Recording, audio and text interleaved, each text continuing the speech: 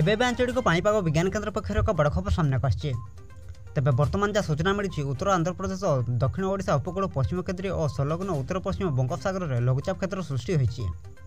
ଏହାର ପ୍ରଭାବରେ ଆସନ୍ତା 2 ଦିନ ରାଜ୍ୟରେ ଅଧିକ ବର୍ଷା ହୋଇପାରେ। ପାଣିପାଗ ବିଭାଗ ଏହି ପୂର୍ବାନୁମାନ କରିଛି। ତେବେ ଲଘୁଚାପ ପ୍ରଭାବରେ ଓଡ଼ିଶାର କେଉଁ ସବୁ ଜିଲ୍ଲାରେ ଅଧିକ ବର୍ଷା ହେବାର ସମ୍ଭାବନା ରହିଛି, ଏହା ସହିତ କେତୋଟି ଜିଲ୍ଲାକୁ ସତର୍କ ସୂଚନା ଜାରି କରିଛି ଆଞ୍ଚଳିକ ପାଣିପାଗ କେନ୍ଦ୍ର। ସେ ନେଇ ଭିଡ଼ିଓରେ ସମ୍ପୂର୍ଣ୍ଣ ଅପଡେଟ୍ ଜାଣିବା, କିନ୍ତୁ ତା ପୂର୍ବରୁ ଭିଡ଼ିଓକୁ ଗୋଟେ ଲାଇକ୍ କରନ୍ତୁ ଏବଂ ଭିଡ଼ିଓଟିକୁ ଆପଣମାନଙ୍କ ସାଙ୍ଗସାଥୀମାନଙ୍କୁ ଅଧିକରୁ ଅଧିକ ମାତ୍ରାରେ ସେୟାର କରନ୍ତୁ। ଯଦି ଆମ ଚ୍ୟାନେଲରେ ଆପଣ ପ୍ରଥମ ଥର ଭିଡ଼ିଓ ଦେଖୁଛନ୍ତି, ଚ୍ୟାନେଲକୁ ସବସ୍କ୍ରାଇବ୍ କରି ପାଖରେ ଥିବା ବେଲ୍ ଆଇକନକୁ ପ୍ରେସ୍ କରି ଅଲ୍ ନୋଟିଫିକେସନକୁ ଅନ୍ କରି ରଖନ୍ତୁ, ଯାହାଦ୍ୱାରା ଯେବେ ବି ପାଣିପାଗ ସମ୍ବନ୍ଧୀୟ ଲାଟେଷ୍ଟ ଅପଡେଟ୍ ଆପଣମାନେ ସର୍ବପ୍ରଥମେ ଆମ ଚ୍ୟାନେଲ ମାଧ୍ୟମରେ ପାଇପାରିବେ। ତେବେ ଚାଲନ୍ତୁ ଲେଟ୍ ନକରି ଖବର ଉପରେ ଫଟାଫଟ ନଜର ପକାଇବା।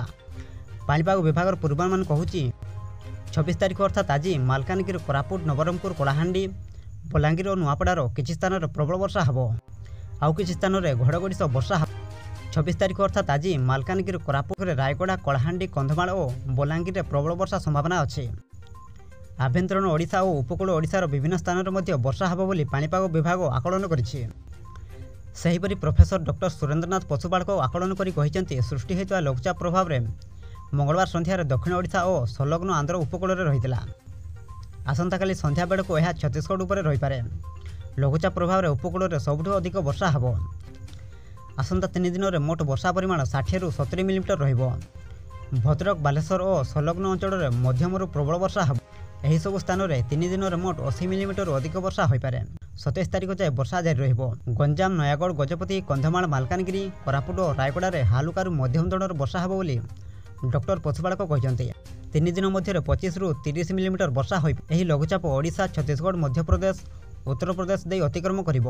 ଅକ୍ଟୋବର 1 ତାରିଖ ସୁଦ୍ଧା ଏହା ଝାଡ଼ଖଣ୍ଡ ଉପରେ ରହିବ। ଅକ୍ଟୋବର 1 ତାରିଖରୁ 3 ତାରିଖ ଭିତରେ ସୁନ୍ଦରଗଡ଼, ଝାରସୁଗୁଡ଼ା, ମୟୂରଭଞ୍ଜ, ଦେବଗଡ଼ ଓ ସମ୍ବଲପୁର ଭଳି ଉତ୍ତର ଆଭ୍ୟନ୍ତରୀଣ ଜିଲ୍ଲାରେ ବର୍ଷା ହେବ। ଉପକୂଳ ଓ ଦକ୍ଷିଣ ଓଡ଼ିଶାରେ ବିକ୍ଷିପ୍ତ ବର୍ଷା ହୋଇପାରେ ବୋଲି ସେ ପୂର୍ବାନୁମାନ କରି କହିଛନ୍ତି। ଦକ୍ଷିଣ ଓଡ଼ିଶାରେ ବର୍ଷା ସମ୍ଭାବନା କମ୍ ରହିଥିବାରୁ ଏଥିପାଇଁ ଏହିସବୁ ଅଞ୍ଚଳରେ ଚାଷୀମାନେ ଧାନ ବିଲରେ ପାଣି ବାନ୍ଧି ରଖିବାକୁ ସେ ପରାମର୍ଶ ଦେଇଛନ୍ତି। ଏବେ ଲିଙ୍ଗ ସଞ୍ଚାର ସମୟରେ ଦ୍ୱିତୀୟ ଶୀର୍ଷ ସାର ୟୁରିଆ ପ୍ରୟୋଗ କରନ୍ତୁ। ରବି ଋତୁ ପାଇଁ ଅଣଧାନ, ତୈଳବୀଜ, ଡାଲି ଜାତୀୟ ଓ ପନିପରିବା ଫସଲ ପାଇଁ ପ୍ରସ୍ତୁତ ହୁଅନ୍ତୁ ବୋଲି ଡକ୍ଟର ପଶୁପାଳକ କହିଛନ୍ତି। ବାସ୍ ଏହା ଥିଲା ଆଜିର ମୁଖ୍ୟ ଖବର। ପ୍ରତ୍ୟେକ ଦିନ ଏମିତି ଲାଟେଷ୍ଟ ଅପଡେଟ୍ ପାଇବା ପାଇଁ ଏବେ ହିଁ ଚ୍ୟାନେଲକୁ ସବସ୍କ୍ରାଇବ୍ କରି ପାଖରେ ଥିବା ବେଲ୍ ଆଇକନକୁ ପ୍ରେସ୍ କରି ଅଲ୍ ନୋଟିଫିକେସନକୁ ଅନ୍ କରି ରଖନ୍ତୁ, ଯାହାଦ୍ୱାରା ପ୍ରତ୍ୟେକ ଦିନ ଏମିତି ଲାଟେଷ୍ଟ ଅପଡେଟ୍ ଆପଣମାନେ ସର୍ବପ୍ରଥମେ ଆମ ଚ୍ୟାନେଲ ମାଧ୍ୟମରେ ପାଇପାରିବେ। ବ୍ୟୁରୋ ରିପୋର୍ଟ, ଜାଗରଣ ଟିଭି।